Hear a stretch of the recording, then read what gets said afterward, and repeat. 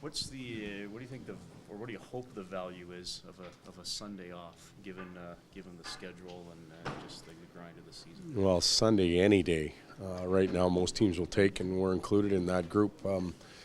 Having the run that we just had, going out east to start, and then playing as many games as we did, the rest is, as some would say, is a weapon. And we took yesterday off. Today we had a light skate with some guys. The rest had a workout. And tomorrow we'll have a full practice and get through 2 more games. But the season's been strange when it comes to scheduling. The amount of games are compacted into a small segment, at least in our case, and then larger breaks. And we've got a couple of them coming up, so it'll allow us to get healthy, get refreshed, because the back end of the schedule gets tough again. What's the biggest challenge of that? Is it rest, or is it not being able to practice? What's the hardest part? Well, you've got to balance it, and we can go out on the ice and practice and think we're getting better, but if we're not getting quality practice time and players are cutting corners, we're probably forming bad habits. So right now it's rest and health. Some of our top guys, Connor's 20-21 minutes a night on average, so they played heavy, hard minutes, and we've got to get some rest. I think that's the approach that a lot of teams are taking in the league right now. And so I don't think we're falling behind when it comes to lack of practice, but it sure would be nice at times to have it as well. Todd, how do you want to handle this situation? Here you are so deep into the season. The playoffs are very much a part of the conversation. How do you approach this with the group? Steady on the rudder. We're not, there isn't a parade planned in our locker room. There isn't anything that changes on a day-to-day basis. We come in, we evaluate.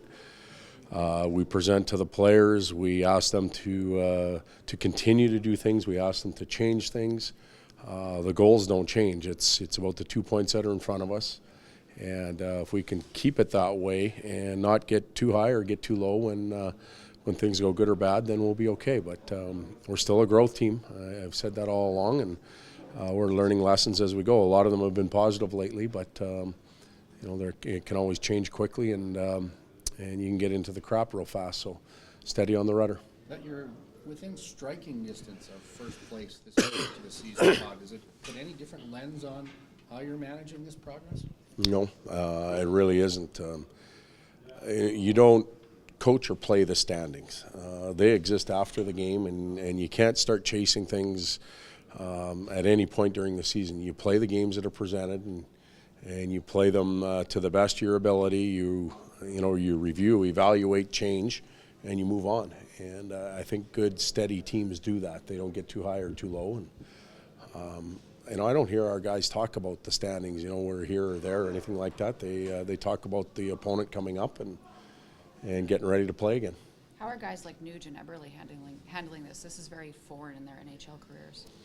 It is, as far as being in the playoff race at this point, but they're mature men. They've been around enough.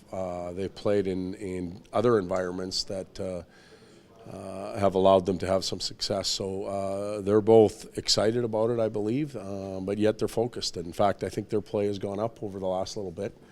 And that's something we need on our team as a couple players fall off a little, and it's inevitable they will.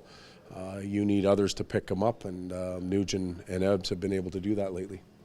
Organizationally, I know you're not the GM, but you're in concert with Peter. Do you readjust knowing that this, things are going to be a little different in March and April and May than they have been in the past? Well, I think it's too early, in my opinion, to really be talking about that. We're still January. We've got 64 or 66 points left on the table. That's a lot. And, with the idea of growing as a group, I think it's our job in the locker room to make it hard on a management team to make decisions on whether you're going to add or subtract or do anything like that. In the past, it's been fairly easy. We haven't made it difficult on the manager. He's been able to look at the standings and understand likely where we're ending up and make changes according to that. But it's still much too early, in my opinion, for that. Do you guys measure yourselves differently now? Like before, it was just, you were trying to make a little. Now we got to be better than Anaheim or San Jose because we might be playing one of those teams in the playoffs. Well, we have to be improving on a daily basis. Internal measurement, I think, is more important than external. So look at yourself individually. Are you growing as a player? Are you making strides? Then collectively, line or a pair, and then as a team. And if we believe we're moving the needle in the right direction, everything else will take care of itself.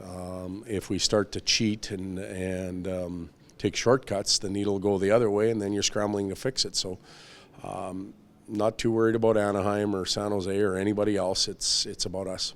Do you like those games coming up, though, or does it make any difference if it was, pick two other teams, from the West to the East, with those being the last couple games before the break?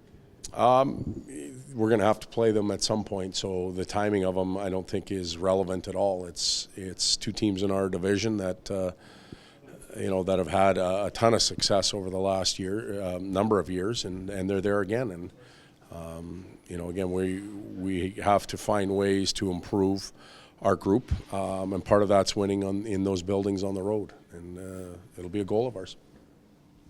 Did Laurent Brossoit, are you more comfortable with him now, more confident? Well, he had a tremendous game. Realistically, looking back at that game now, and maybe it's because it went our way real well early, and we got out to a comfortable lead. We got sloppy, and we gave up a number of scoring chances where he had to come up big. So he should feel really confident in himself, first of all. Secondly, the team should feel better about it, and that includes the staff. As a coach, do you ever feel in control of a game, even if it's 5-0, 6-1? I mean, you're always just looking to that next shift. I bet you there's a lot of coaches that leave a 7-3 victory, walk into the locker room, and are obviously very happy that they got the win. But the words that come out of their mouths are those games are difficult because you're asking guys to maintain good habits and a good mindset, and odds are they're not blocking too many shots. Maybe they're trying to do a little bit more than they normally would. They're probably cheating on the offensive side and giving up a little bit more. Power play can get overly cute and give up a shorthanded goal. So sometimes those games are nice when you can breathe a little bit and you sit back and you're not chewing on your fingernails, but it can also lead to a little bit of frustration, and it can lead to bad habits. So we've got to, we'll actually have to fix some things after that Calgary game, then just move on.